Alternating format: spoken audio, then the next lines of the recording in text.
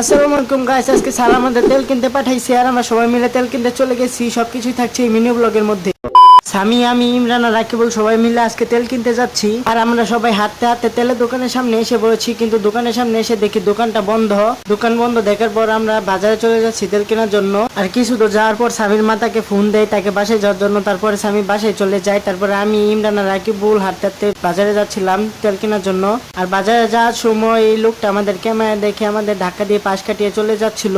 হয়তো ক্যামেরা দেখে অনেক লজ্জা পাচ্ছিল মেয়েদের মতো। তারপরে এই লোকটির দিকে না তাকিয়ে আমরা তিনজন হাঁটতে হাঁটতে চলে গেলাম আরেকটি তেলের দোকানের সামনে। ওই দোকানে যেয়ে দেখি ওই দোকানেও তেল নাই। তারপরে আমরা তেলের জন্য সোজাসুজি বাজারে চলে যাচ্ছিলাম। বাজারে যাওয়ার সময় এটা দেখতে পেলাম। তারপর আমি আর রাকিবুল এটার উপরে উঠে ফাজলামো শুরু করলাম। আর এখান থেকে আমি লাফ দিয়ে নেমে পড়েছি।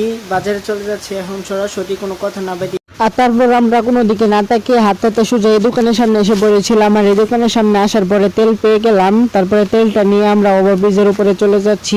আর আমরা দৌড়ে দৌড়ে ওভারব্রিজে উঠতে উঠতে এখানে কিছু বৃদ্ধ লোককে দেখতে পেলাম, যারা এখানে বসে ভিক্ষা করছিল। এই দেখেন বৃদ্ধ লোক, এখানে আরেকজন লোক ভিক্ষা করছে। এদেরকে দেখে খুব খারাপ লাগতেছিল।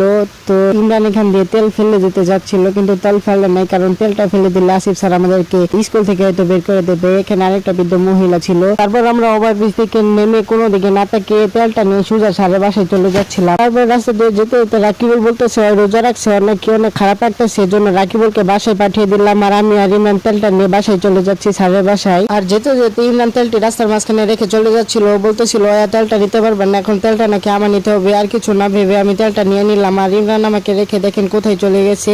যেতে যেতে আপনার সবাই আমাদের চ্যানেলটিকে সাবস্ক্রাইব করে দিবেন।